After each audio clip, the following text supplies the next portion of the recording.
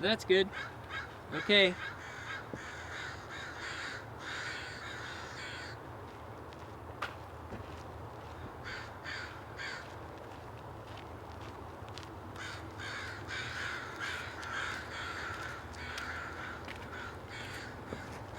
Perfect. Thank you very much. We're with the Seattle channel, and we have a monthly program called City Stream, and we're doing a segment about the reservoir.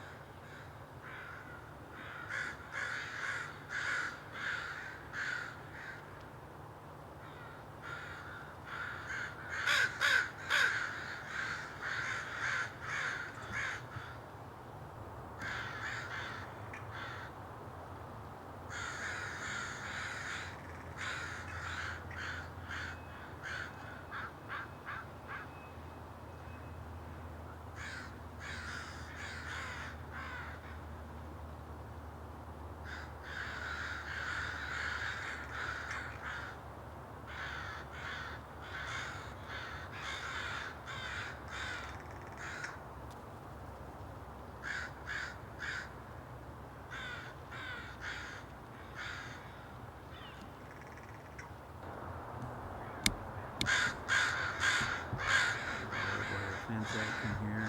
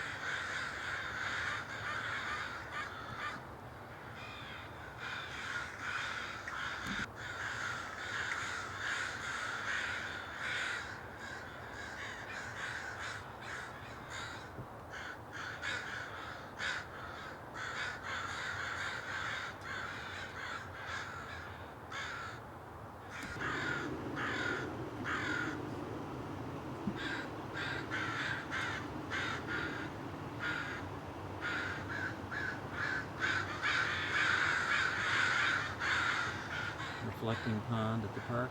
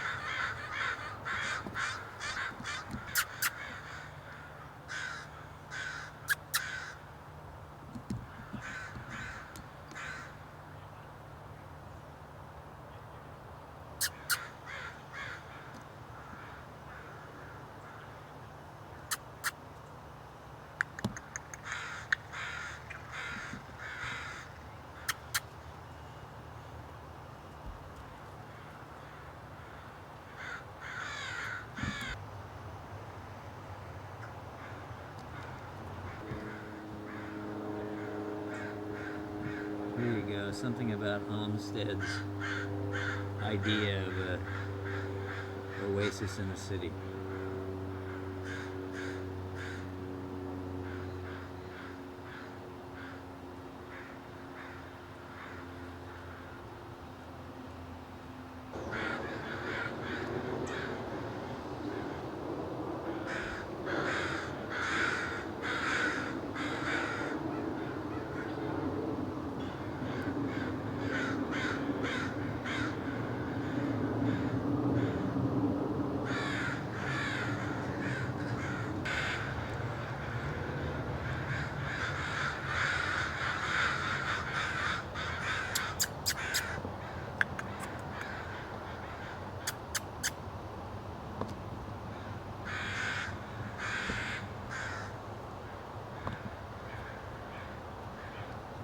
Okay, stay right there.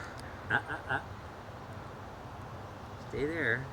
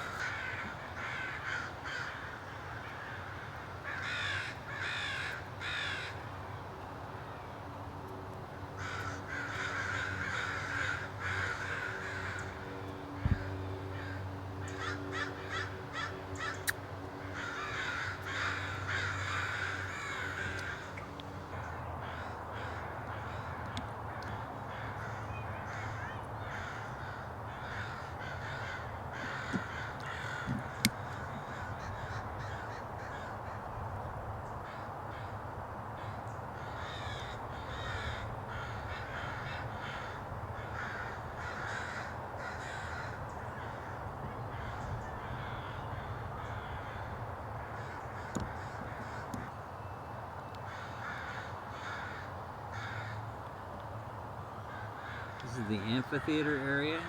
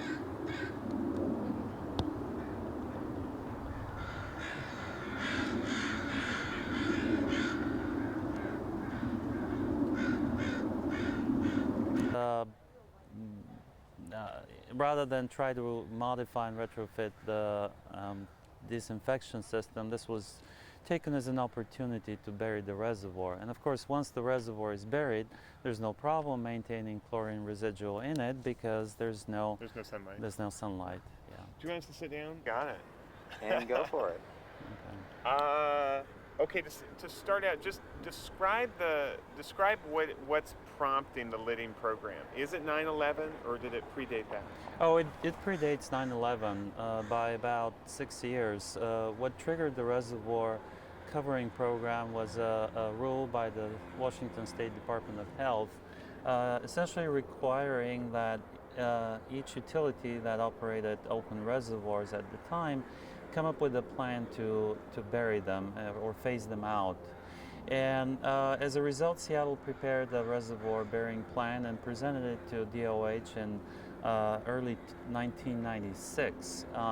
That plan was geared primarily around floating covers. However, there was significant discussion with elected officials, and the policy direction at the time was to keep the program costs low, use floating covers wherever possible, the only exceptions being two of the reservoirs in dense urban areas, specifically Lincoln in Cal Anderson Park and Volunteer in Volunteer Park. where the setback between the fence, the distance between the fence and the open reservoir is fairly small, and thereby making it impractical to use floating covers, which are fairly fragile structures and could be damaged by pointed objects. To date, the only soft cover is at Bitter Lake. In the city of Seattle, yes. There is one additional reservoir operated by Seattle Public Utilities in the city of Lake Forest Park. It's a regional reservoir serving our wholesale customers as well as Seattle, and that also has a floating cover.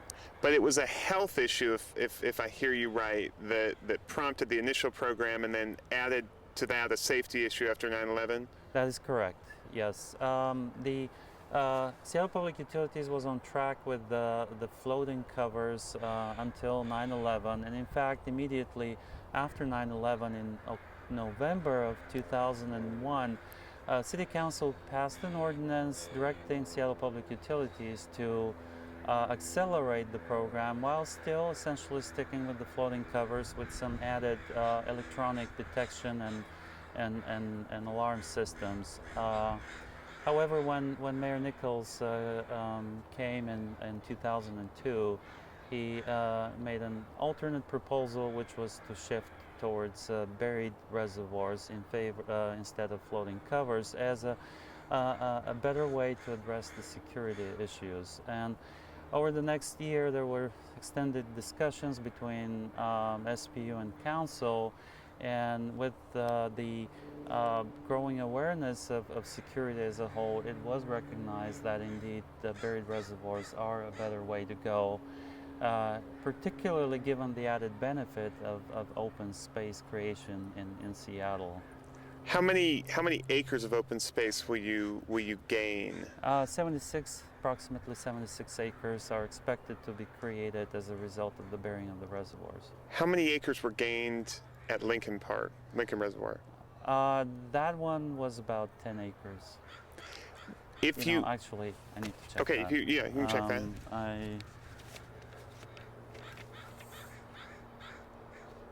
We can get that afterwards. Yeah, let's get that that's afterwards. fine. I have a table. I tried to bring. It's fine. It sounds like Maple Leaf is set to be lidded. You will then decommission Roosevelt. How come Roosevelt's not needed anymore? Well, Roosevelt and Maple Leaf are very close together. They're about half a mile apart. To answer this question, one has to look back into the history of the water system. When these two reservoirs were built, there was a single pipeline across the ship canal bringing Cedar River water to the neighborhoods, to the growing neighborhoods north of the ship canal. And having a single pipeline is less reliable because it may go down for various reasons. In addition to that, at the time, the city had a single source, and it was a run-of-the-river diversion. That meaning the water came straight out of the river into a pipe and into town.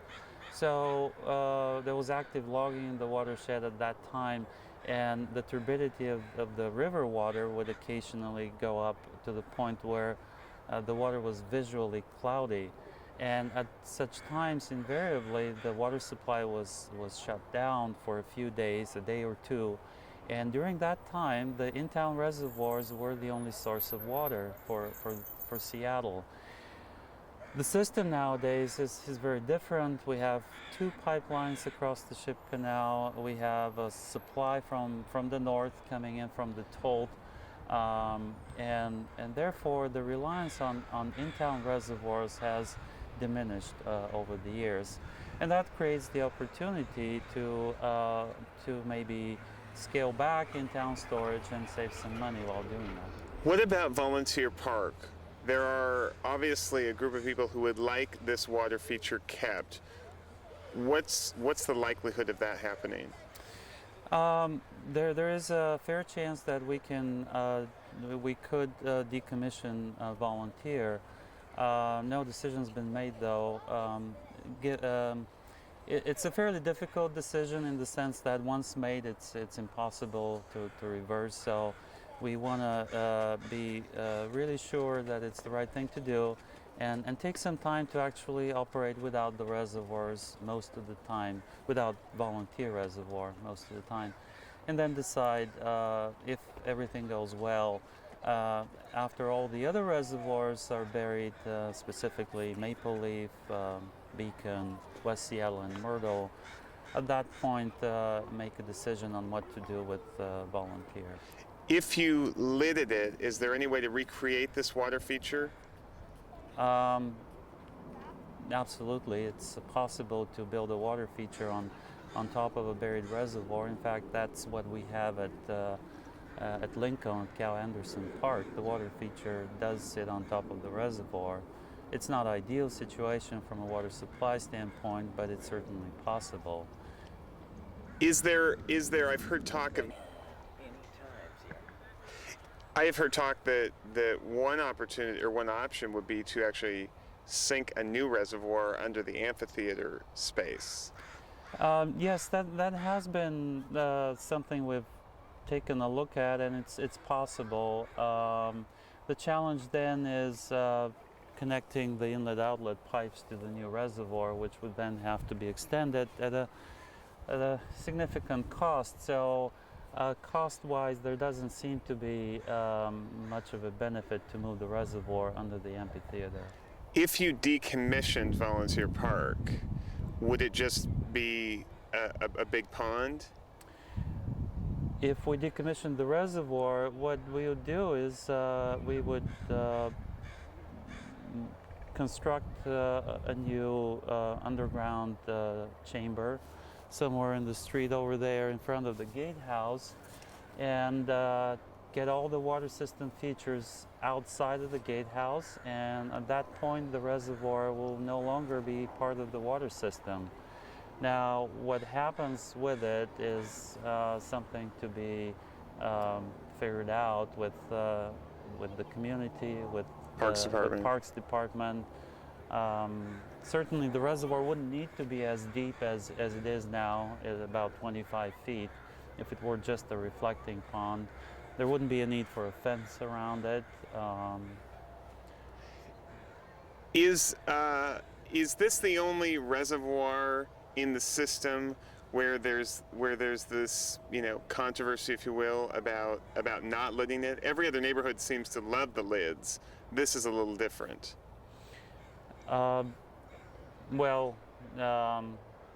This volunteer is unique in the sense that it clearly was designed as part of the park, the volunteer park, which is, as we know, the best park in Seattle. So that does put it in a unique situation, which is why it's one of the reasons why we find it attractive to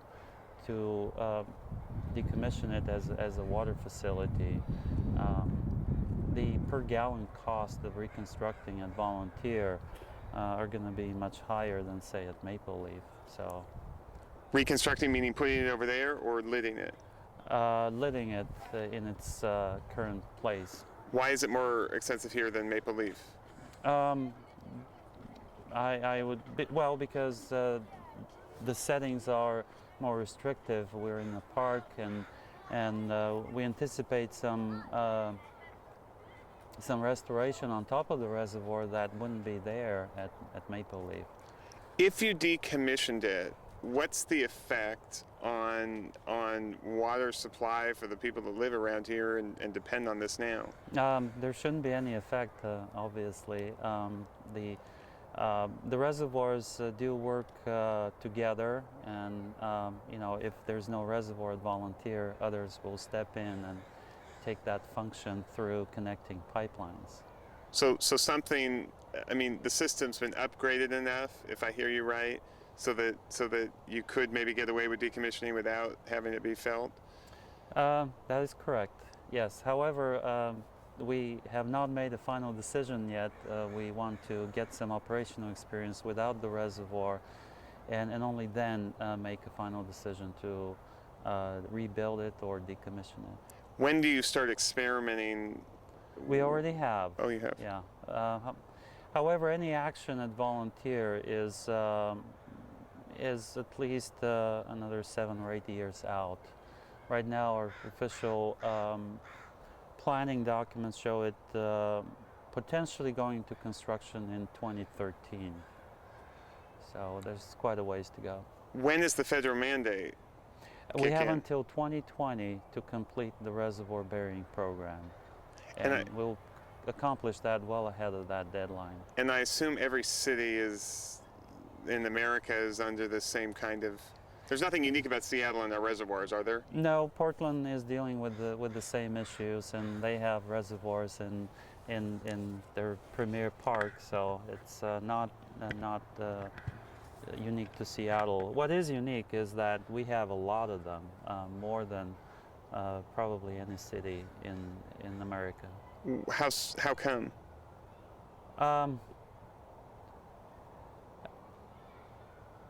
One reason would be that Seattle, as the water system was built, there was probably more storage built than elsewhere.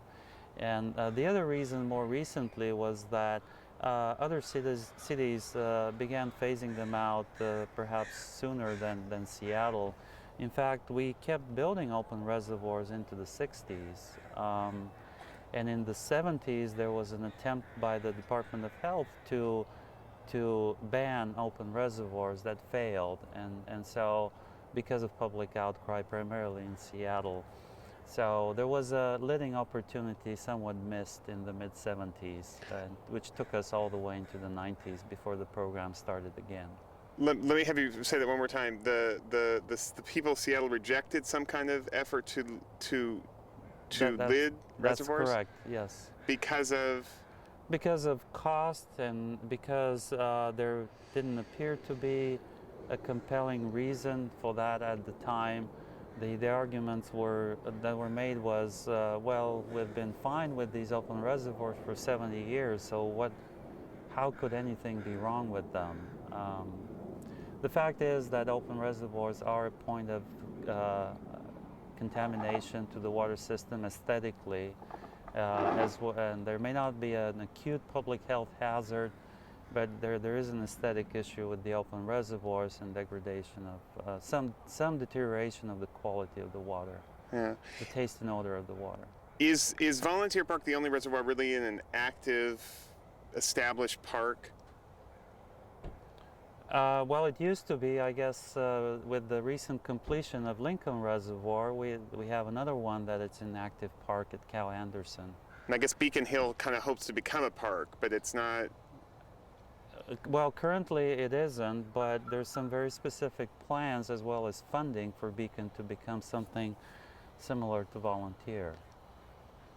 Meaning, similar to Lincoln or similar to Volunteer? Well, at Lincoln and Volunteer, whereby following the reservoir burying project by SPU, the Department of Parks will come in and actually they have funding from the 2000 Pro Park bond levy to actually build a pretty elaborate park with ball fields at Beacon Reservoir. And the one more thing, Beacon and Myrtle are both they're both next up. Yes, they are. Okay. They're scheduled to go into construction mid 2006. And one more thing, it is possible. I know I'm repeating this question, but it is possible to try and recreate this water feature. If the reservoir is to be buried, yes, it is possible. Do you think it's more likely that it be decommissioned, or that it be? It sounds like the current plan is to attempt 50-50 decommission. at this point. Yes, we are. Can you say that one more time? Sorry, because I talked over you.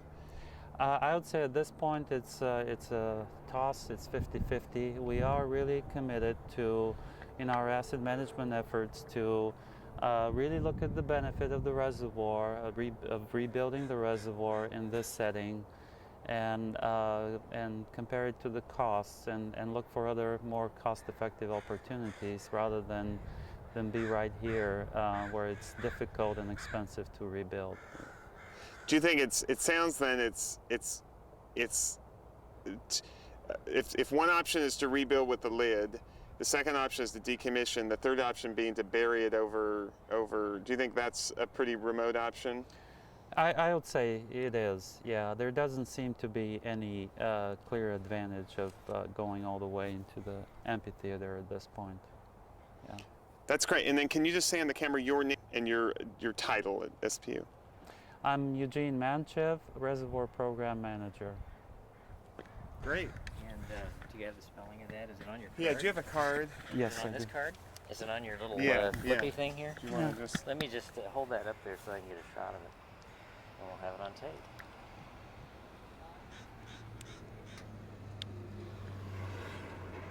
Okay. That's great. Okay, go ahead. It seems like everyone is excited about the lidding program. Well, it's a great improvement to the water system. It improves the taste and odor of the water. It enhances security, and it creates wonderful open space, and it precludes some rather unattractive structures from being built in our neighborhoods. I mean, does anyone not like it? It sounds to me like most people, like there's no one that's in opposition to it, and not that the Olmsteaders are, but they're a little bit concerned about what happens here. The other thing is Lincoln. I mean, did you lose any water capacity when you lid these things? Do you lose any water capacity? Yes, actually, through the bearing program, we will down. That part of the solution here, I guess, is that you've got better lines from the Tolton Cedar River. You can just say yes or no. Yes, yes, that's correct. And when were those upgraded? Just quick. The toll system was constructed in the 60s, and we've added a second pipeline in the 90s.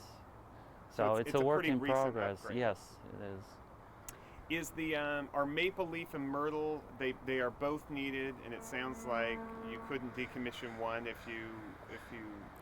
The farthest we could go in the way of decommissioning would be Roosevelt and Volunteer. We're not looking at any other reservoirs. Okay. And that's pretty far. I mean, that takes two big things out of your system. Well, Roosevelt is 50 million gallons, and Volunteer is 21. So that takes. How long does it take to go through this amount of water?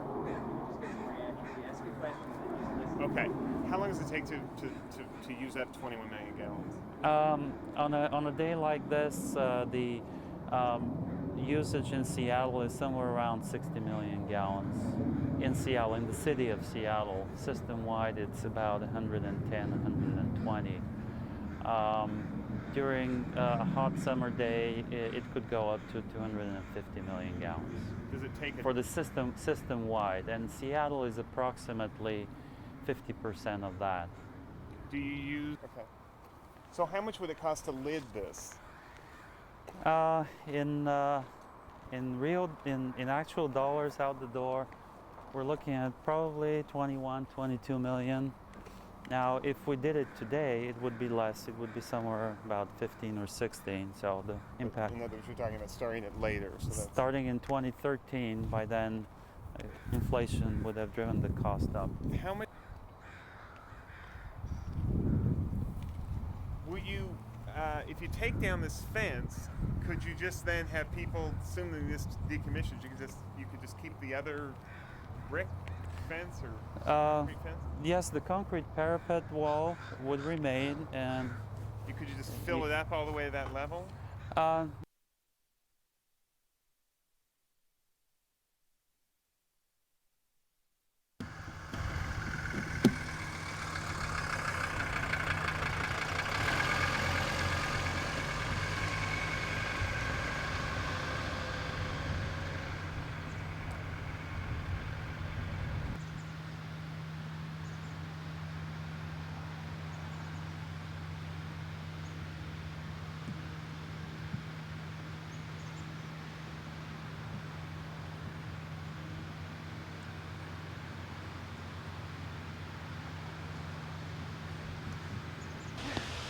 Remember any?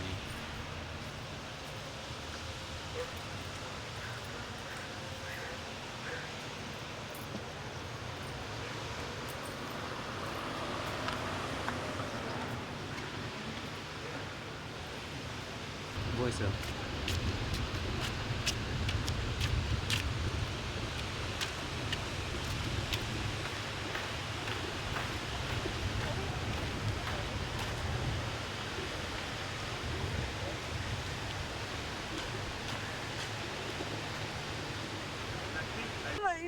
We're with the Seattle Channel. Shy.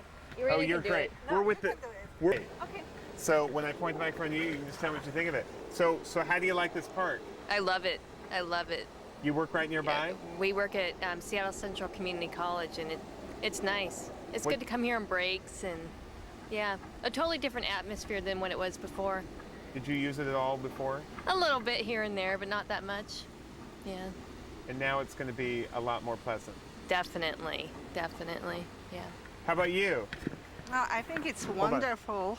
One more time. I think it's wonderful. I'm coming here every day and I enjoy it Because because it's pretty, relaxing. you don't miss the water. No, it's Perfect. really cute. Okay. Yeah, we lived up here while we saw it being built, and this is my first time being in here, and it's awesome. It's a lot better than it used to be. It's really, really cool. I like the fountain a lot. Did you come up here before when it was just a reservoir? I don't remember really seeing when it was just a reservoir. I only remember seeing when it was all fenced off and stuff. So this is really cool. How close are you? Well, we're on Snoqualmie now, but we were just down on Bellevue. So I see. yeah. What about the dog? She digs it. She digs it a lot. She wishes there was a dog area though. Yes, definitely. You want a dog here? So they're planning on doing this with some other reservoirs in town. Do you like the idea? Yeah, I mean, might as well. I mean, if they're going to be a reservoir, might as well make them accessible to people to come and do homework or just hang out, and like these people are doing. Yeah, Right on. We like it. Thank you. Yeah.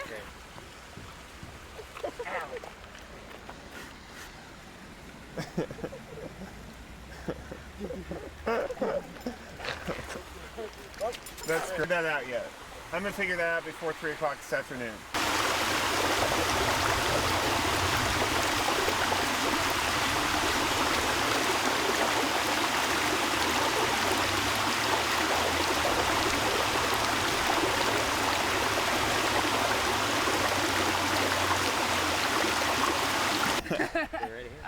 So what do you think of the reservoir lid? You know, it's beautiful. The layout is so friendly and welcoming, and I've seen so many people from the community spending time here with their families and their friends. It's changed the entire neighborhood. Did you come here before? No, I just moved to the neighborhood a few months ago, so I was anxious to see what the park would look like, and it's really been nice to see it evolve and become this gathering space. Isn't it great? Oh, I love it's it. gorgeous. It's and just to sit and watch the kids play in the water, or parents playing with their kids, or folks hanging out at night playing the guitar or whatever. It's really, really been a pleasure. Do you think they should do this with other reservoirs in town, namely lid them? I could have an opinion about that just because I'd like to see more parks, for sure. I mean, to make this kind of space more accessible, that would be fabulous. It's a sense of community that we wouldn't have otherwise. How about you? Well, I can pretty much say the same thing. I like green spaces, parks. Volunteer Park is a great park, but it'd be fun if it was more accessible to everybody. I used to, if I'd come out here, I wouldn't really like to park near the park here at night, but now that's fine. It seems to have taken the kind of, I don't know, homeless drug element out of here.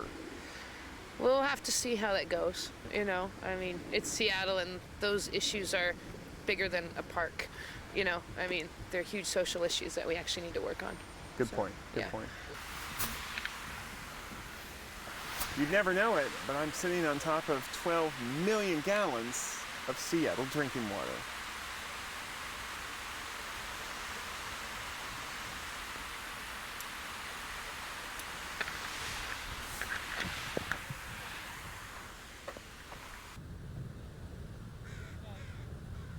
You ready?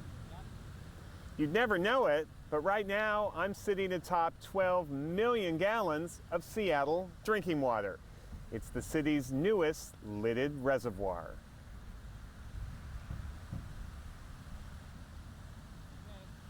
You'd never know it just from looking, but right now I'm sitting on top of 12 million gallons of Seattle drinking water. It's the city's newest lidded reservoir.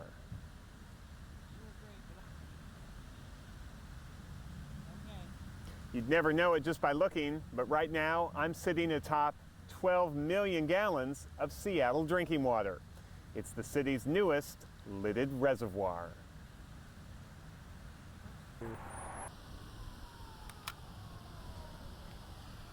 Now, what were you saying? Well, then maybe just sort of a a couple more swipes of.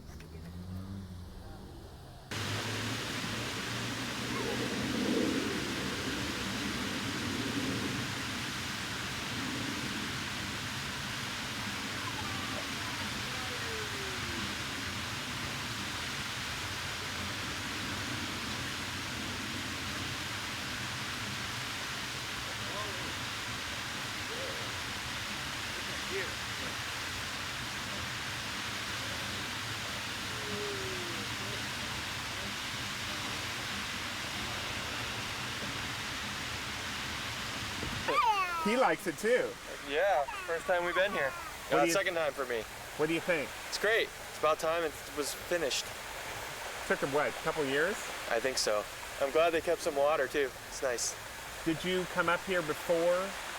No. Meaning when it was a reservoir? No, not really. Once or twice over the years. How about him? Does he like it? I think so. Can you say hi? Hi. He probably likes playing in the water. He fell in Lake Washington one time.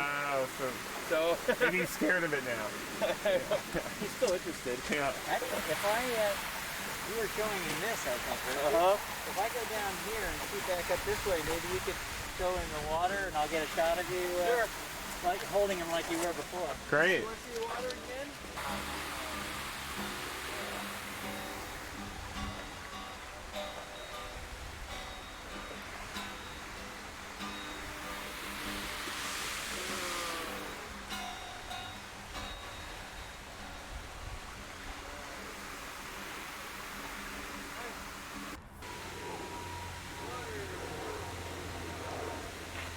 And then I'd like to get this kid up here.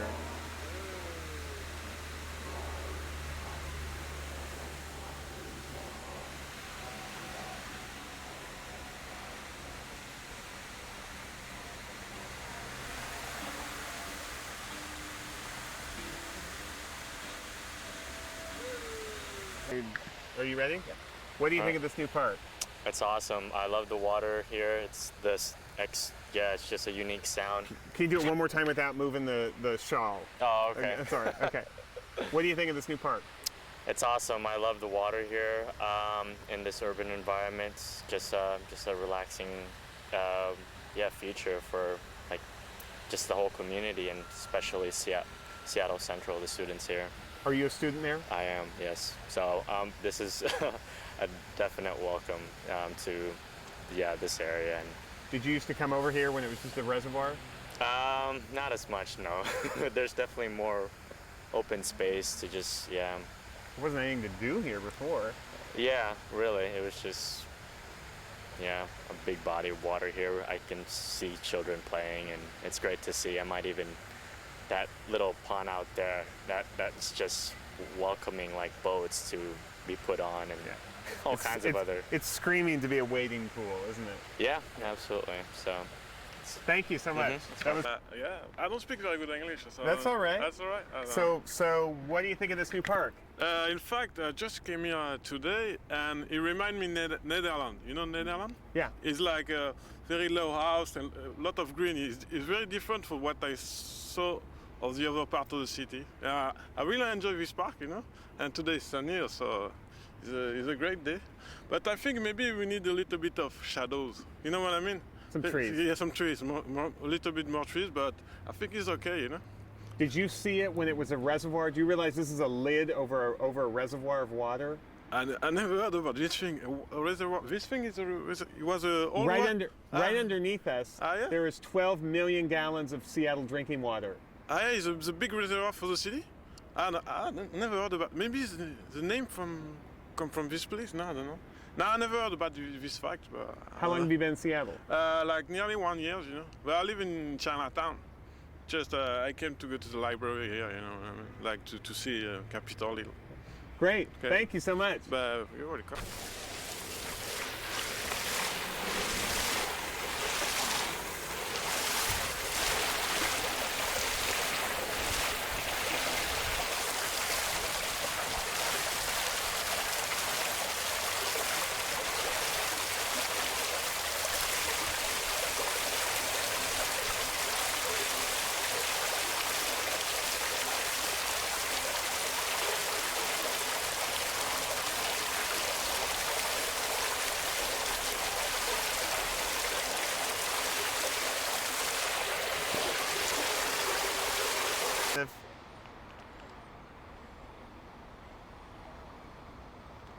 This makes me proud to be a Seattleite.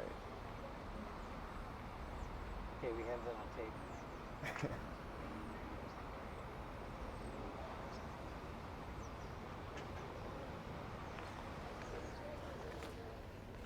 So the next story I do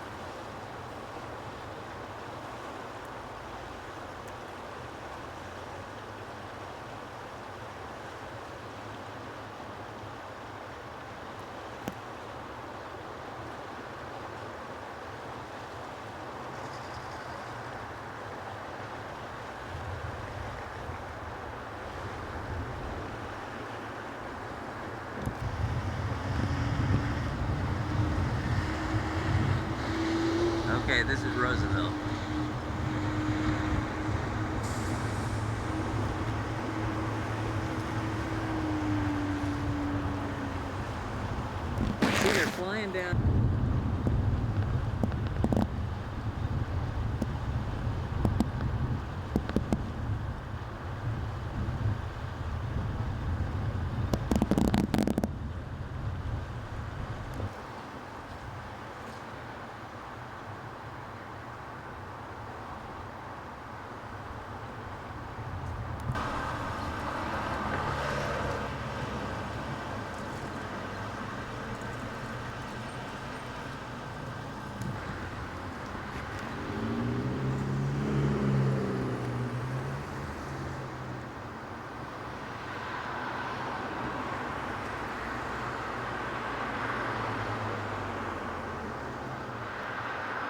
Well, it's different.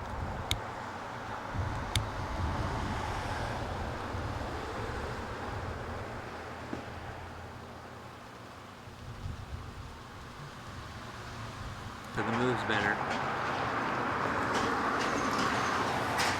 This is the maple leaf. This is maple leaf.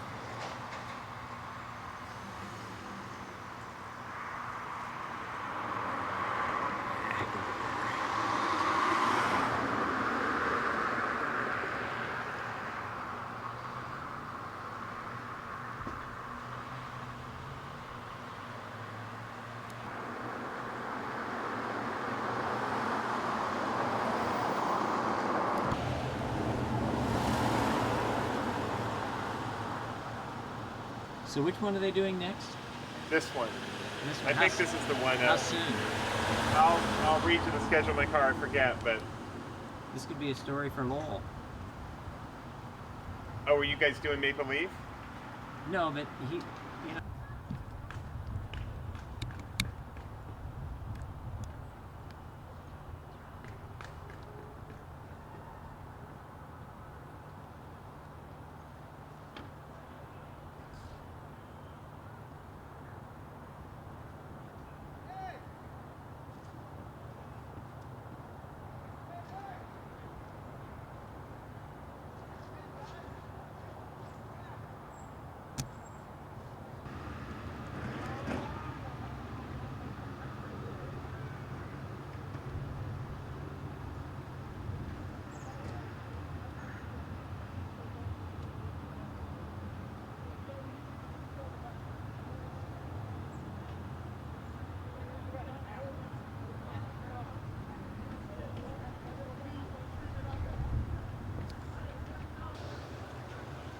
Just sort of a slit. Yeah. What if can we raise this tripod up? It wouldn't make it. It's not that much higher. It's just another few feet. We need much more elevation than that. And go. And then there's this reservoir at Volunteer Park. It looks like a pretty good place for a lid. You want to try another? Yeah, it just feels awkward, but okay. Try. Okay. And then there's this reservoir at Volunteer Park. It looks like a pretty good place for a lid. And okay. And then there's this reservoir at Volunteer Park. It looks like a pretty good place for a lid. But you're right, I didn't. And okay. And then there's this reservoir at Volunteer Park. It looks like a pretty good place for a lid. Okay. This. Okay. Ready? Yeah. And okay. And then there's this reservoir at Volunteer Park. It looks like a pretty good place for a lid. Remember, don't talk to the reservoir. Just turn to it. Oh, that's right. Yeah. That's right. And here we go. Go. And then there's this reservoir at Volunteer Park. It looks like a pretty good place for a lid. Okay, one more. I didn't get to you soon enough. And then there's this reservoir. Oops, wait for my cue. Okay. Okay. And then there's this reservoir at Volunteer Park. It looks like a pretty good place for a lid. What's so funny? It just sounds like... The current plan, it sounds like they're looking at decommissioning, certainly. That'd be great. Okay, so let's start. You want to start rolling? I'm rolling. What's important about this reservoir here? Well, like I told you on the phone the other day, I think it's the orientation, the visual orientation between the Seattle Asian Art Museum and the fact that it was part of the original plan that the Olmsteds laid out. I mean, the Olmsteds knew this reservoir existed. Yes. Yeah, it was just in the final stages of the design of the reservoir, and they had not designed the location for the water tower that's associated with it. The Olmsteds helped them locate the water tower. They wanted this reservoir. The reservoir was going to go here anyway. The Olmsteds worked around it and designed their plan to accommodate it from the very beginning. What's the problem with lidding it? Well, one of the problems is the water feature goes away. The water feature has been a feature of the design from the very beginning. And certainly you could lid it and turn it into grass, and that would be totally different than the look that we have today. So, would that? Yeah, I think as far as our group is concerned, the Friends of Seattle's Olmsted Parks group, the fact that it's been water all this time is important, that it should stay water somehow or other. How is that different from the water element of other reservoirs in Seattle? As I mentioned to you also the other day on the phone, Cal Anderson Park, which is south of here about 8 or 10 blocks, it has a water reservoir that was part of plans that were in place and under construction before the Olmsteds came here also, but in fact it's not the visual orientation element that this one is. You just couldn't see it really from... Oh, you can see it. It's just that it's a very large rectangular round-cornered reservoir, and they have in fact buried it recently, and it's gone away visually. There is a water feature there, but this is such a large element in the design of this park from the beginning. So, and that's what makes it different from the other... Yeah. Mm-hmm. Are any of the other reservoirs in Seattle, Myrtle, West Seattle, Roosevelt, Maple Leaf, probably forgetting one or another, Beacon Hill, are any of them on your radar screen with Friends of Olmsted Parks like this one is? Well, Jefferson Park up on Beacon Hill is because there's two reservoirs up there.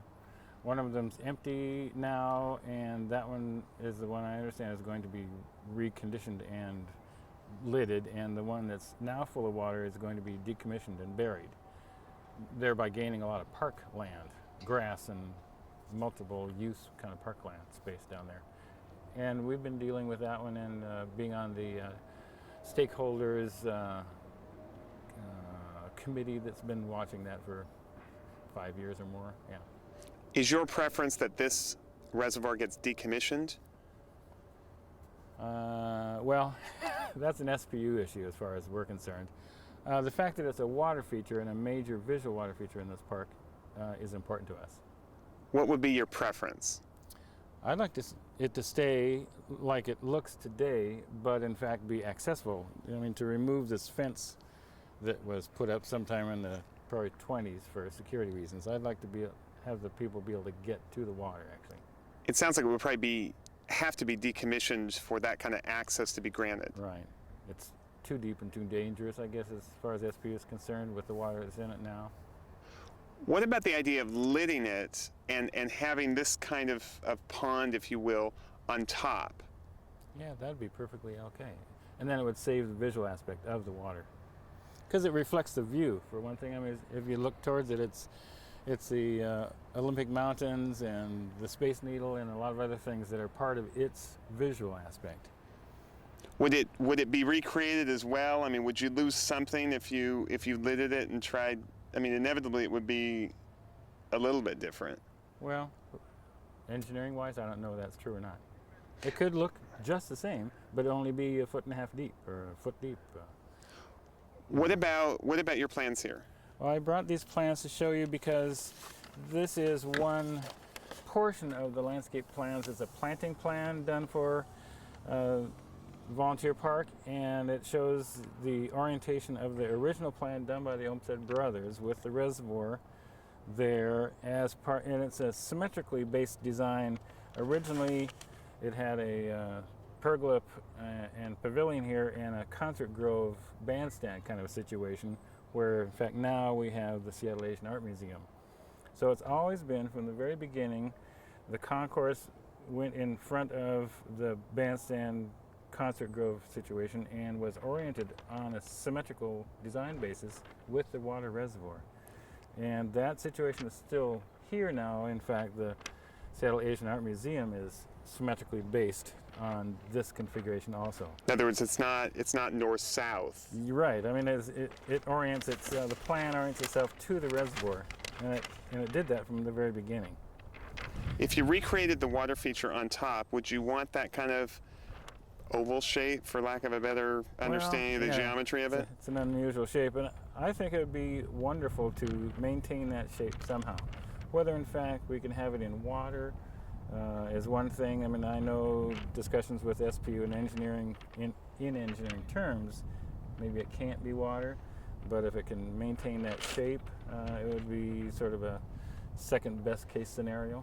I bet the skateboarders would love to have this be drained and have it be the next city skate bowl. Wow, it'd be a pretty gigantic skate bowl. What do Friends of Olmsted Park say about that idea? That's a little scary. Yeah, I don't think that'd be good at all. Not part of the original Olmsted vision? Well, absolutely not. But it would introduce a play element and activity element that I don't think we would be thrilled about at all. In other words, Olmsted's liked some sort of passive uses, passive spaces? In this park. Other parks that they designed, they're playfield and sports-based, and this one's just a different kind of a park. Is the water tower, sounds like it still would be ideal if it wasn't, if it could be taken out of the system and decommissioned. I suppose that would be the cheapest alternative, you mean as far as SPU is concerned? Yeah. I don't know.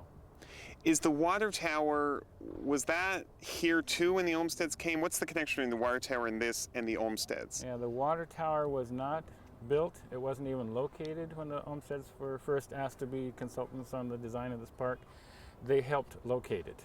And they located in configuration with the views that it afforded, as well as the lily ponds that are symmetrically based as a design element to the pond, the reservoir itself. So, what would the Olmsteds say about swimming in this? I'm not sure.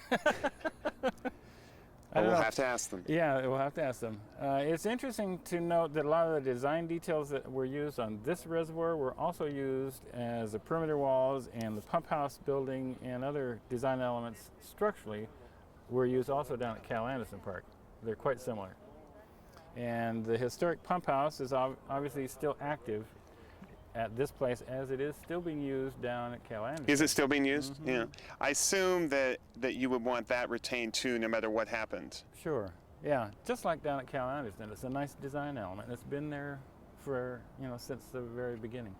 What would be the view of Friends of Olmsted's if you sunk a new reservoir in the amphitheater garden?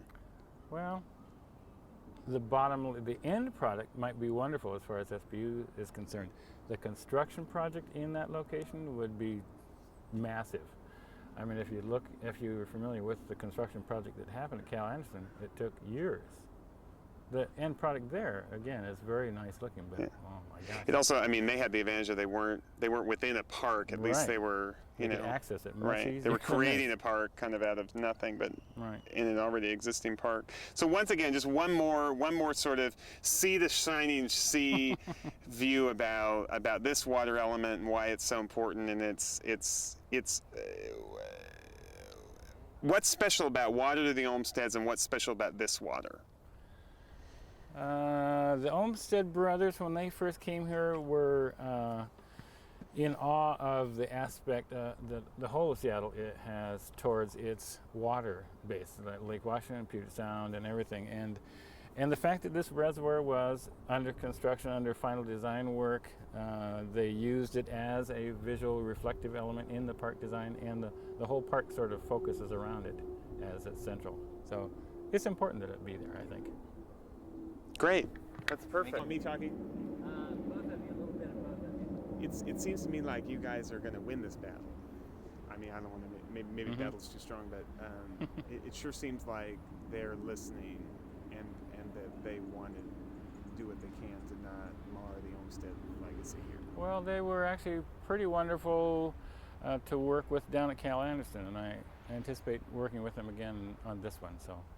Yeah, they're supportive of design features down there, kind of maybe even beyond what they ever considered doing 5 or 10 years ago even. Maybe originally scheduled to be earlier. Right, it was But supposed to be pushing number it back 2. as a way to kind of test the decommissioning. You know, take it offline for a year or so or whatever and see if you can. Well, it's my understanding this water tower and the 2 water towers on Queen Anne Hill are at the same elevation. They pump back and forth. When they need to empty this one and clean it or maintain it, they use the water that's in this reservoir, right, or the tower that's here, but also the water that's on Queen Anne, because they're at the same elevation, gravity feed aspect. So, and that's one of the reasons it's here. So it can be at the same elevation as Queen Anne. I think they want to test that, and also it's the in-city storage. Yeah, the way they've needed it in the past, and that's why they're actually taking Roosevelt. They're decommissioning Roosevelt when that Maple Leaf one gets agenda items. The Friends of the Olmsted, our group, you mean? We always try to keep our ear to the ground and keep track of what's going on in historic Olmsted legacy parks, and there's a lot of them in Seattle. And it's our sort of self-imposed mandate to keep track of what's going on that are proposed changes for Olmsted parks. And the Olmsted brothers worked here for about 35 years, and they did a great deal of design work, all the way from master planning all the way to detailed construction drawings. So some parks have been totally designed by the Olmsted brothers, and some of them have been just either influenced or they've been built because of their recommendations. There's a whole broad spectrum. So this one happens to be one of the most extant, original, still looking like it used to look 100 years ago, projects that they worked on. Because the others have been changed. A lot of them have been changed. Cal Anderson Park, as we were talking about. So this guy started the business, and then those guys were the ones that carried it on. I mean, this guy did Central Park, right? Their first job. Okay. That'd be your first job. Him and Kellogg Box entered the design competition. Senior had already been the parks superintendent for the city of New York several years before that. Then he wandered around south and wrote a bunch of things about emancipation and civil rights and Civil War. He was an author, vagabond, writer, traveler kind of guy for several years. Between the time when he decided, maybe I should enter a design company. I know all those people and I know the park and the property. And they won. Oh, that's great. And they won.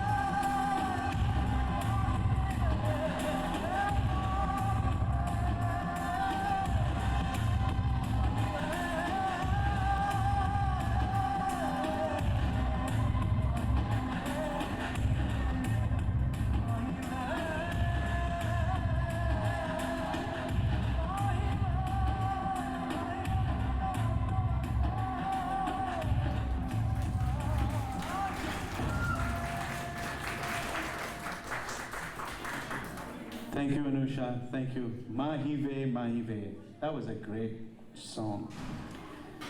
Ladies and gentlemen, let us welcome Kinnor Aryal now on stage. Baby, come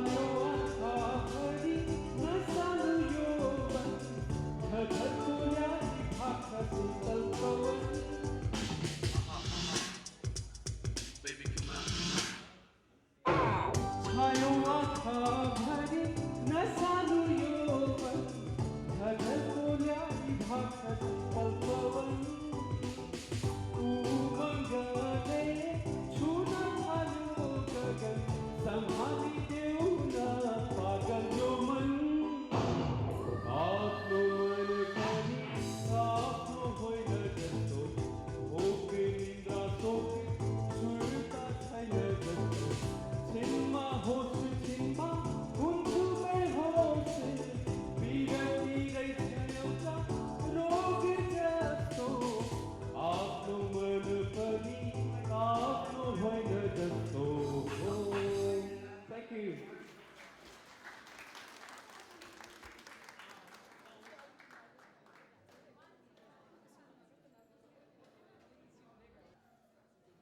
Ladies and gentlemen, for the first time, we are going to call in our two great dancers, Gitika and Nikki.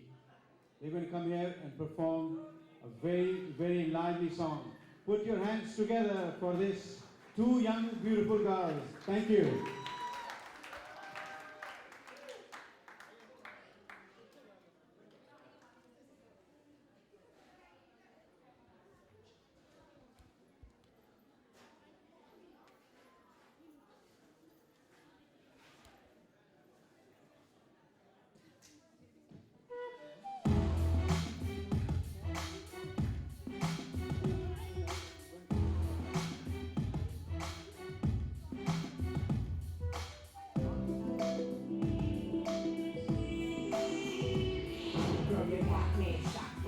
Of your body, burn, cause it's hot like wasabi. Boom, boom, till you knock me. Shaking that ass, hell, we crash on my posse. Copy.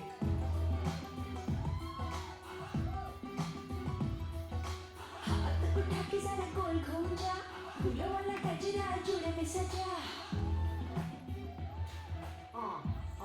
Don't stop, don't quit, baby. हाथ उठा के जरा गोल घूम जा, फूलों वाला गजरा जुड़े में सजा. मेरे संग मुंडिये नच के दिखा, शादी जो किया है तूने, तो अब नखरे भी उठा. आहा, शादी जो किया है तूने, तो अब नखरे भी उठा. हाथ उठा के जरा गोल घूम जा, फूलों वाला गजरा जुड़े में सजा. मेरे संग मुंडिये नच के दिखा, शादी जो किया है तूने, तो अब नखरे भी उठा. आहा, शादी जो किया है तूने, तो अब नखरे भी उठा.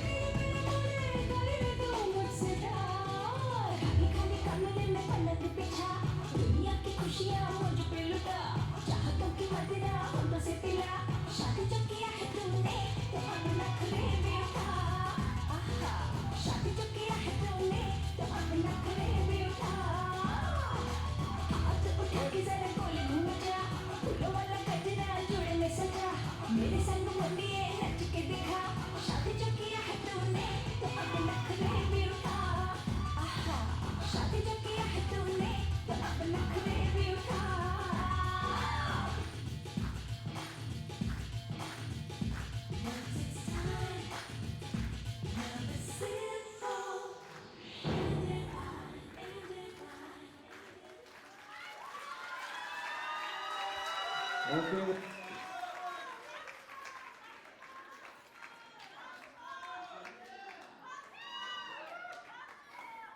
Once more.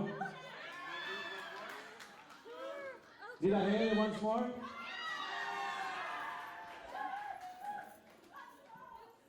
The once more?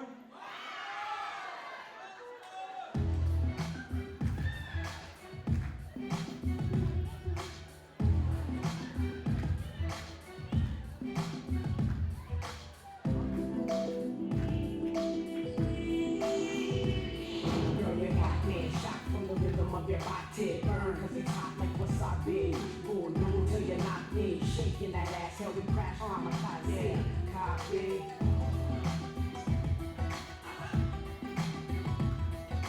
हाथ उठा के जरा गोल घूम जा, फूलों वाला गजरा जुड़े में सजा.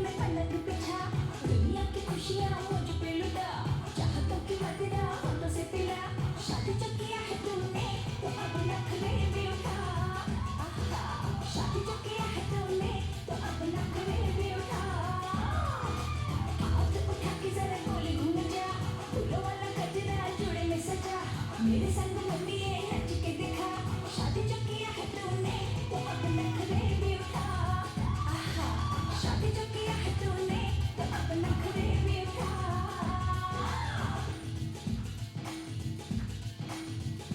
Now it's time Now this is for Ooh, that was good. And the white. Oh, it's a white van. Excuse me for saying earth.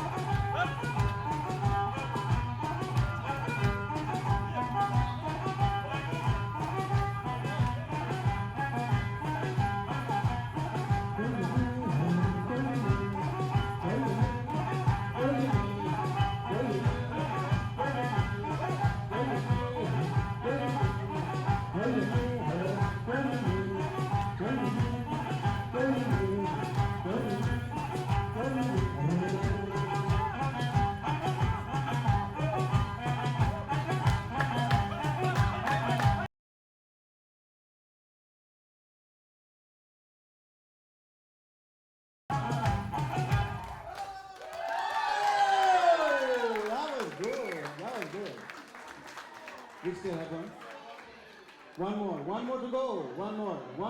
This is the one we just had is called Gurage, and the next one is Oromo. It's the largest tribe in Ethiopia, and the language called Oromia. Tell your name. My name is Karen, Karen, Olsen, Olsen. What are you doing here? Well, Rana, he's the president of the local Nepali Ethnic Society, and he's a friend of mine. We actually work together in the same office. And I'm the American acoustic performer today, along with all these other good folks. And he invited me to do a few American songs in addition to all the other songs and dances going on here. And I also designed the posters and the festival programs. What do you think about what you're seeing? It looks very nice so far. I saw some of the rehearsal yesterday, but I think the real thing is even better. I haven't seen everything. And what made you get up there and dance? Well, I don't know. The last Ethiopian dance, I think it was that was my favorite thing that I'd seen so far. The one before the lunch break, and it kind of reminded me that 2 folklife festivals ago, there was a lot of East African music that I enjoyed dancing to. So it kind of inspired me to sort of jump up and take part in that. Had you heard or danced Ethiopian music before today? Yeah, but it was like folklife before last that I last did that. This event, this is the first year for it. What do you think of it? What? The first year for this event, what do you think of this event? You think it'll last? Well, considering that we're competing with the Bite of Seattle this weekend, it seems to have a good start. What do you think the purpose is of this event? What? What's the purpose? The purpose, I don't know. I think it's to get these different communities some more visibility, as well as to engage the younger performers, to get them more involved, to give them performance opportunities. You think this event will survive? You think it'll be here next year? Well, I mean, anything is possible. I don't, it's really hard to say for sure. It depends on the budget to put the thing on and all that, and how much promotion and advertising we can get done, and how many other people and organizations we can get on board. The more support from the community, the better, I suppose. You think that's important? Yeah. Thanks, Karen. All right. We'll drop this down. We'll drop it down.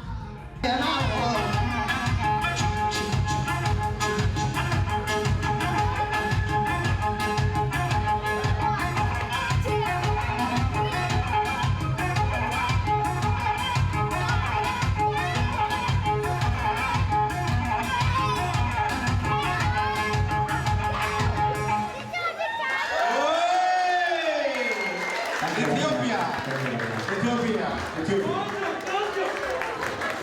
Thank you.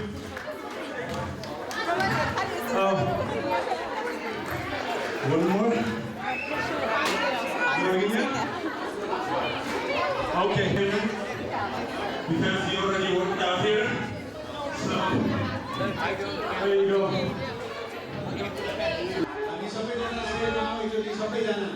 Last number of the Ethiopian dance. Last number. Okay, let's go.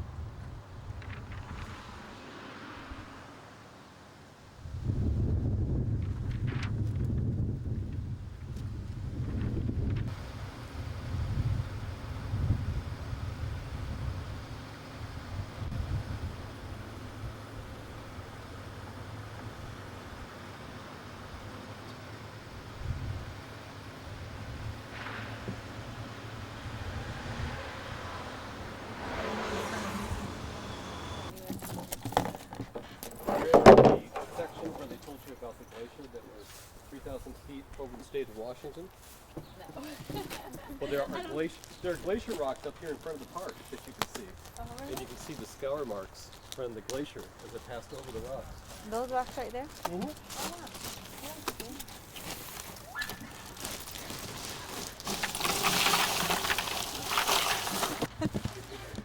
Well, Cheryl, what's happening tonight? Tell me about what's going to happen.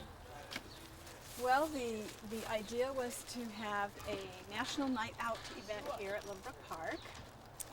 And we chose this site because Thornton Creek Alliance and Greater Lake City Community Council kind of adopted it. We've gotten some grants to put in the play structures. That was back, I think we finished that in '99, and we just finished the Little Brook Creek project. And so we sort of want to try and make this place friendly and make sure it gets used and people enjoy the new amenities that have been put in the park. And there's been some problem with undesirable activity in the park. And so we thought this is our way of sort of reclaiming the park for families again. And it provides an opportunity for kids to play here instead of in the streets. Thank you. I don't think so. I haven't actually ever had a chance to talk to him. Oh, you haven't? Okay. No. And your name is Cheryl? Cheryl, C-H-E-R-Y-L, and Klinker, K-L-I-N-K-E-R. Okay, great. And your title, your pages. Project coordinator. I don't know. I've been project coordinator for the Little Brook Habitat Project. You gotta keep going. Go! Ready? Go. You gotta go. Oh, don't mess up now. Don't get Why don't we leave it for that, like that, right? Oh, I'm not camera shy. now. If I was camera shy, I would jump around. I can use That's it. 15 seconds. Let's Keep see how going. long we can do this. Hey, Keep going. let's see how long we can go across this. Man, go ahead though. Keep going. Look at her. Keep going. Come on, Adam. That's 30 seconds. Uh-oh. He's beating all you guys. He's killing. No, like, Oh, you messed up. How All right. much? 30 seconds. 35 seconds. Watch this pull up. Get this on TV. You're on TV, you're not doing anything. You gotta do more than just that pull-up. Yes. Yes, it is. Go backwards now. Go backwards. No. Do backwards. I'll do it. Go backwards. Backwards is easy.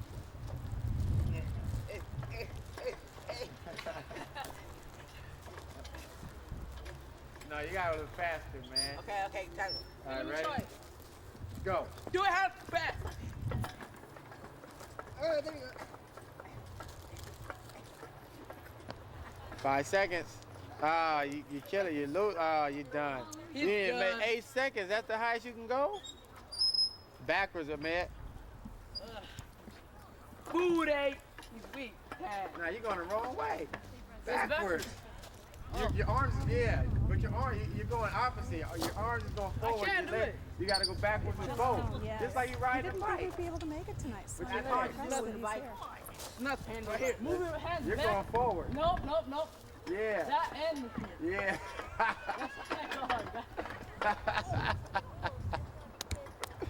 That you didn't even last 5 seconds. Backwards, yeah, we do that. Sorry. You got to get a rhythm. It's like you got to go. I can't even show you guys. I'm too big to get on that. I can't do it. But it's like it's a rhythm. So your front leg goes, and you got to become that rhythm. It's like dancing. Come on forward. Yes, maybe they'll show up a little later. what Last time? night it was here. It's the Seattle channel, and it doesn't have an air date There yet. must have been 30 of them. So tonight? But a lot of people that were here Hold on, start. interested. And they said, All of us. Hold on, everybody. But no, it won't be. Can't all go at the same time because it's so dinner hour small. yet. No, it's not. We can all go. Dessert, help yourself. Not here, okay? It also helps lose weight. Yeah. Walking. Yeah, it's And great. well, but when I had the surgery on the knee and I was on crutches, I couldn't do the walking.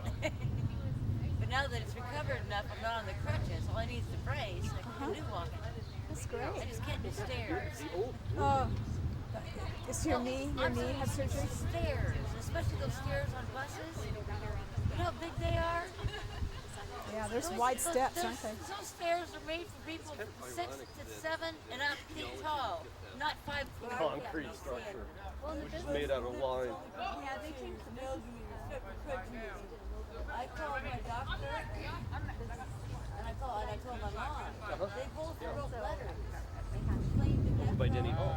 I wrote a letter and I called them and complained. They sent me a letter of yeah, you like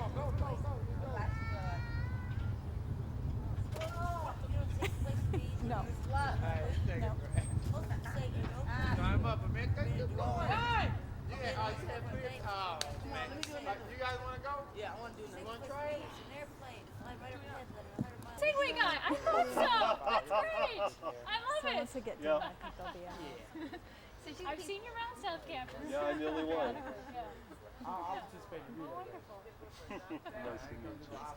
Stop me from trying to do it. I'm too big. I'll do that. Yeah, I'll let you try it. I would love to. You guys can't get home.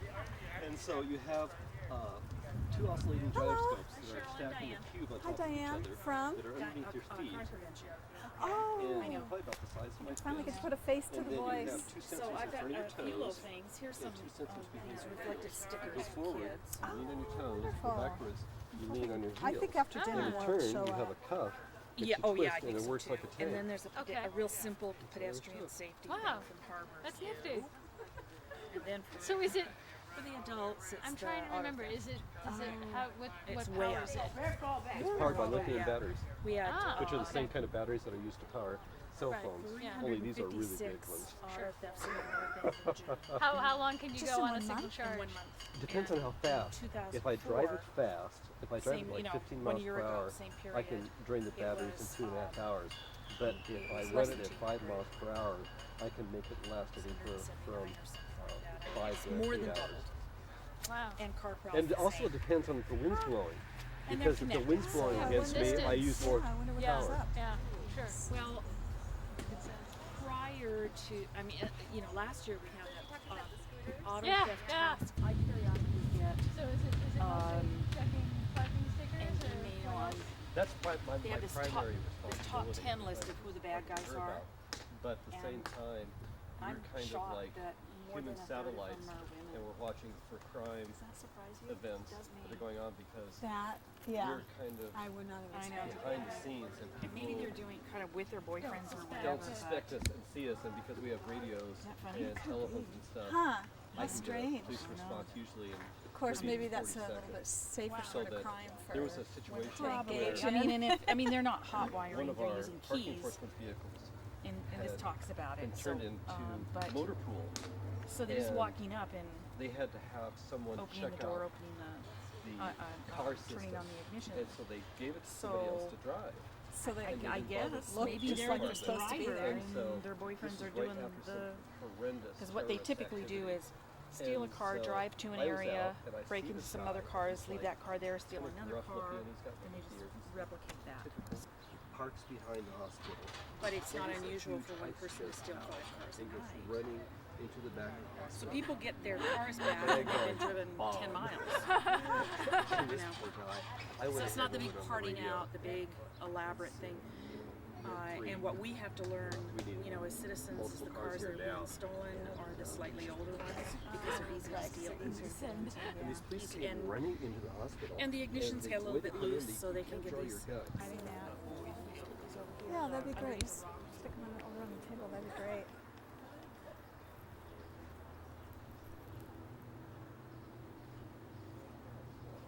Don't you need your stop, look, and listen sticker? Yeah, what a good idea. Since it's slow. Talk about Sure. the alliance and where, maybe you can talk about where it starts, the Sure. geography. Get the map out. Let's get the map first. Clear space.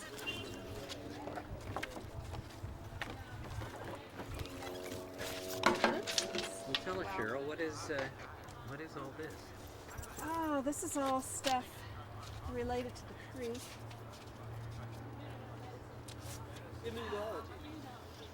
Where I have the graphics out about the fence.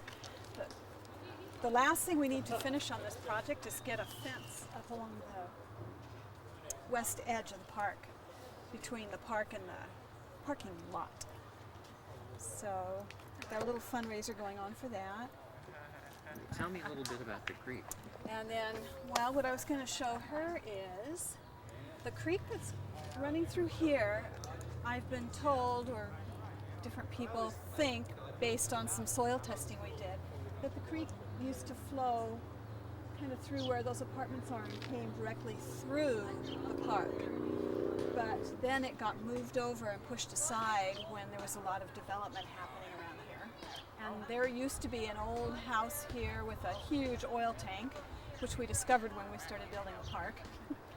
And had to remove that, but now what we did was we took the creek out of the pipe and we extended it and made it curve around and meander into the park, and then created a whole little habitat benched wetland area around it to just provide a little bit more habitat. And the more native plants you can get upstream in a creek, the better it is for the fish downstream, because it washes some of that food source downstream to them. Okay. So that was another reason. And then it's also taking some of the drainage that comes off of the playground area and takes that into the creek and brings it through the native plants to filter out any pollutants if there are any.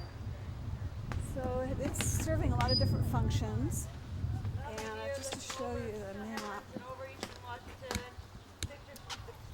So we are up here. And this is actually it has its headwaters up here in Shoreline. And then it comes down into our park.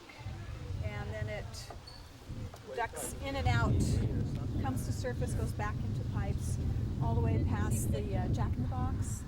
And then it comes into Fred Meyer. It's in the corner, Fred Meyer. Goes underneath where the Salvation Army used to be.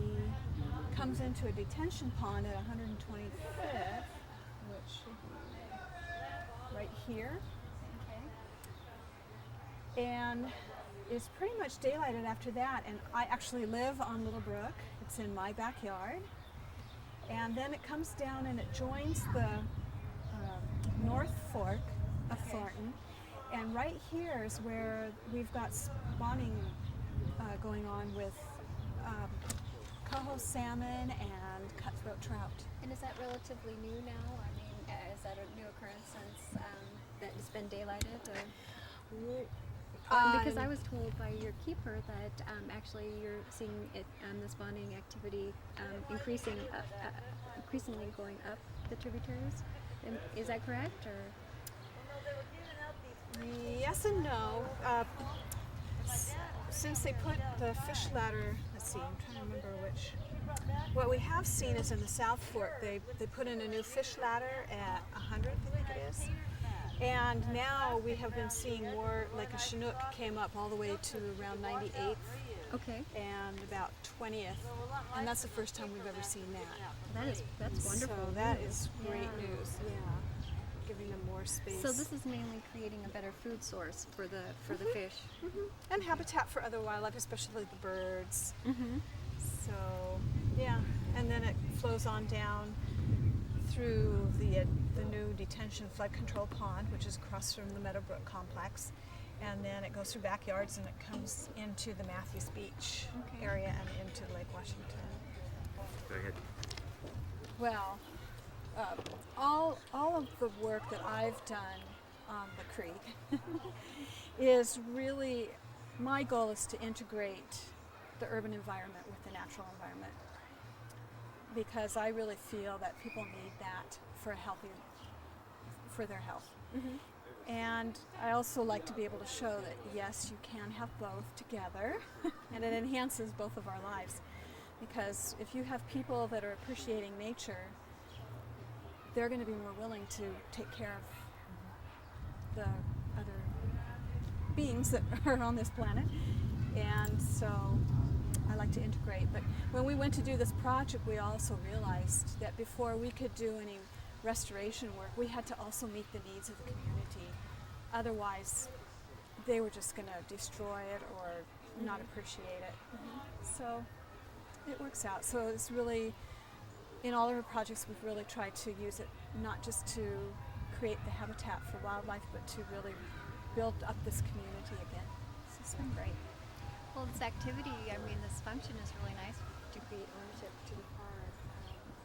And so, what is the cost for the new fence? And good question. We started out really fancy because we wanted to do something with artwork on it and everything. And that was running, because the price of steel shot up so quickly, got away from us, and it was going to cost around $15,000 to $17,000.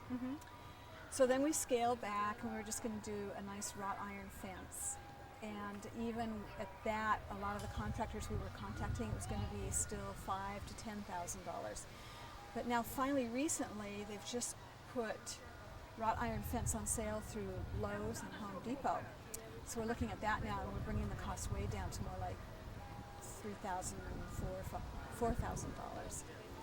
And we're going to go with a much simpler design too. But what about engaging some of the youth center to create more ownership for the project, and have the contractors perhaps show them how to install the fencing, and then that would suffice and help with bringing down the cost of the project. And at the same time, like I said, creating ownership to the park and hopefully bringing the costs down. That might be something. So do you have a figure for just the materials at all? Or? It runs around, depending on whether we go with a really heavy-duty aluminum or a heavy-duty wrought iron. It runs anywhere from $127 would be the cheapest, but $215 per panel for just the panels. And then you have to buy the posts, and those run anywhere from $25 to $31 each post. So. Thank you. Is it on the other side of this fence? Oh, it's down here. How do you get access to it? Yeah, we can walk down there. Okay. Anybody want to walk down and see the creek? Come on down. Come on down.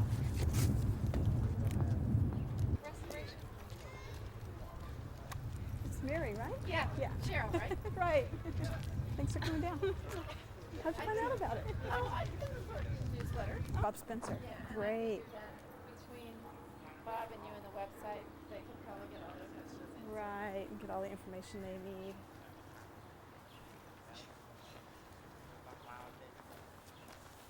Okay.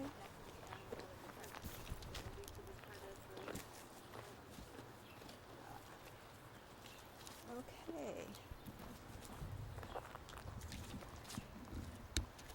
Now, if you can believe this, before we started,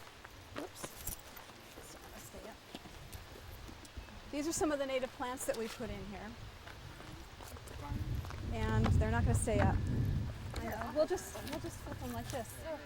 There we go. If they want to stay on the ground, we'll just put them on the ground.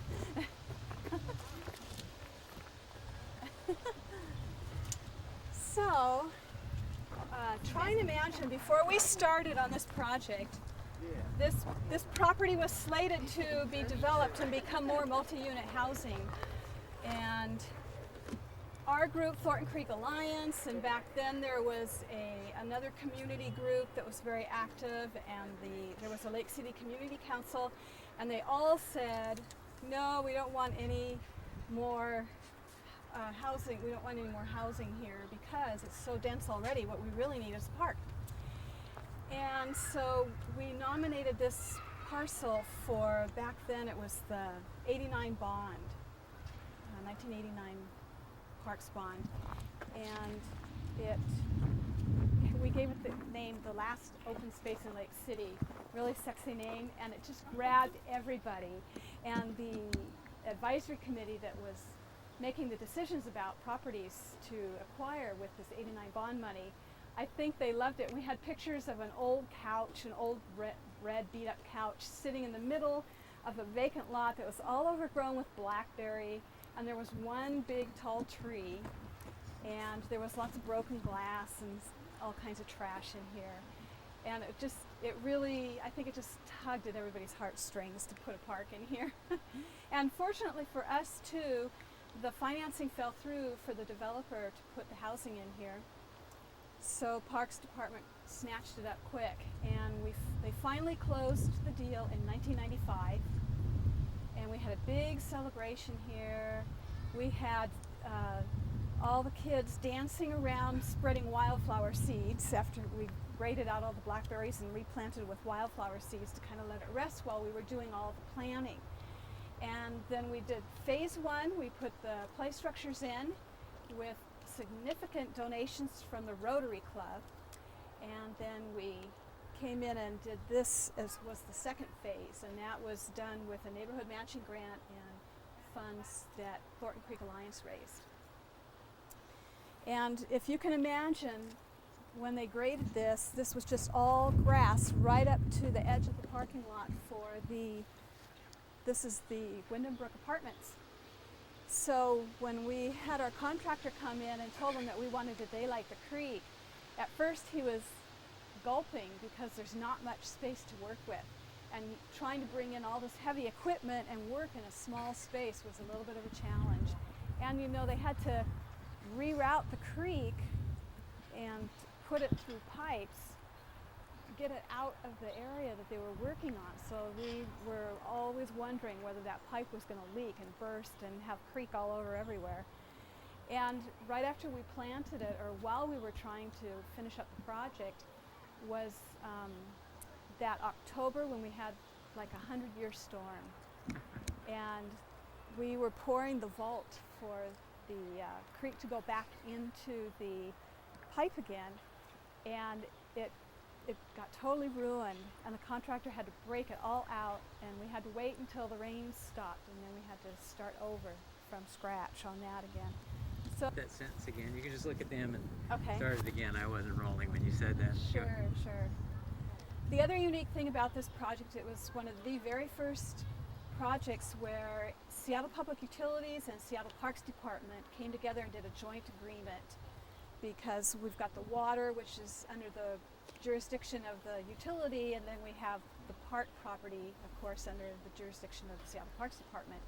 And there were a lot of different maintenance agreements to be worked out, who's going to do what and when. And it took a while to work that all out and run it through the legal department.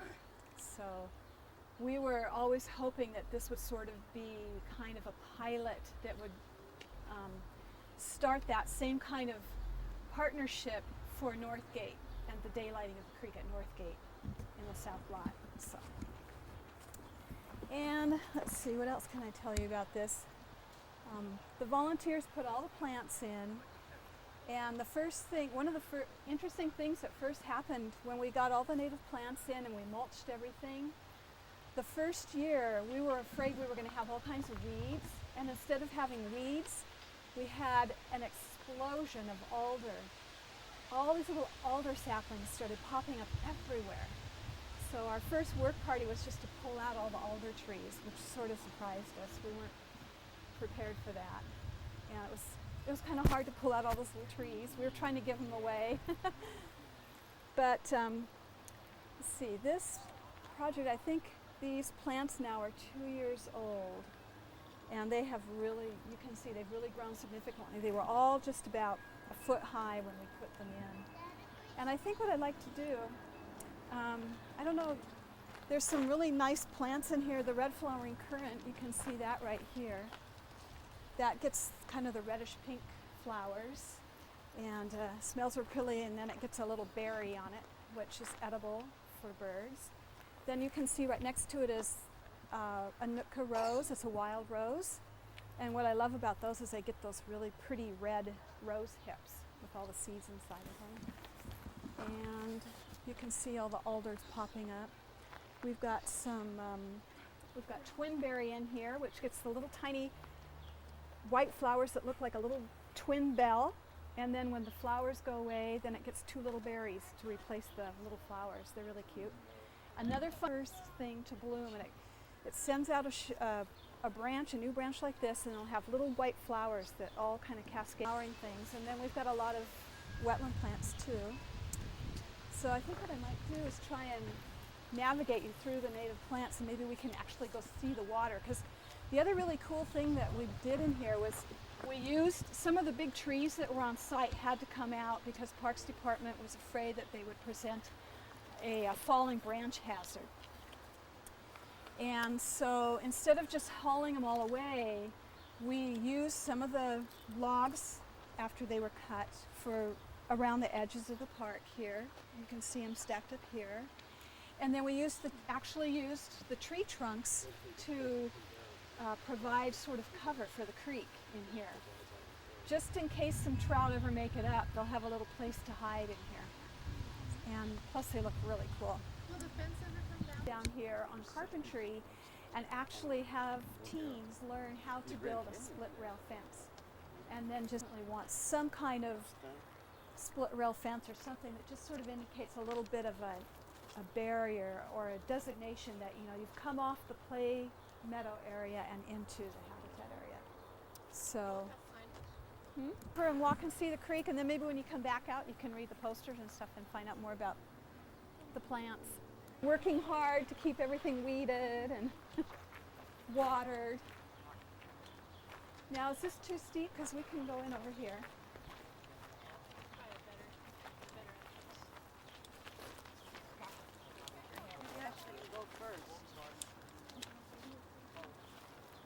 Bark is so beautiful in the winter. Yeah. And let's see, what's the best way to do this one.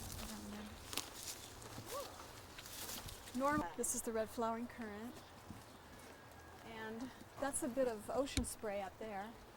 That's popping through.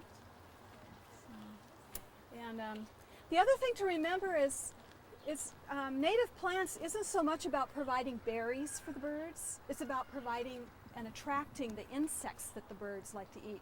Because Northwest birds, believe it or not, actually eat more insects than they do berries and seeds. Oh yeah. They have a really rich protein diet. So. And go ahead. Okay, so here's the creek. It's kind of low right now because it's summer, but it is a lot of spring-fed water. And when it gets high is when it gets all the stormwater runoff coming into it. You can see this. This is I think we call this juncus. And here's one of the trunks I was telling you about. Yeah. Yeah, that we just kept in here. It looks like it was always been here. Yeah, I should say, it looks like you didn't put it there. It's been there for a while. Forever, yeah. The other one is over there. It's kind of hiding behind some alder over there. Can you see it through there? And we planted the cedar in there. Grate on it because sometimes trash gets washed in the high flows and it would plug it up if we didn't have that grate on there. And Michelle and I periodically come down and clean stuff out. Once it goes into the vault, where does it go? It goes into a pipe and it runs down between these two apartment buildings. And then eventually it ends up over by Jack in the Box underneath their parking lot. And we actually got the grant, but we just kept running into all kinds of obstacles. And it just took us forever to work through those. Some of them were legal. I don't know if you were there. I was talking about that joint agreement, maintenance agreement between, we had to do a joint maintenance agreement between Seattle Public.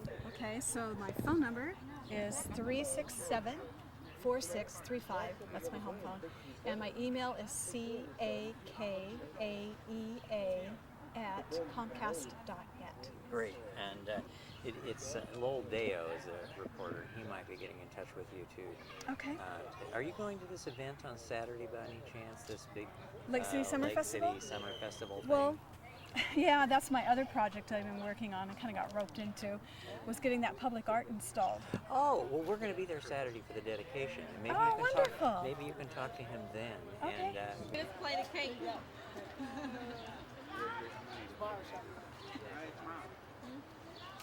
Where you are, you come outside. Smash it in your face for the camera.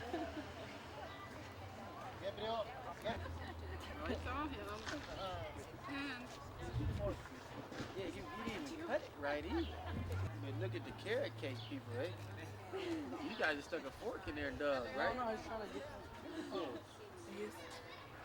I tell you, I can't wait till we start that culinary art class. Definitely need an instructor. Teach you guys how to cut a cake. Make a cake. We might have to have an etiquette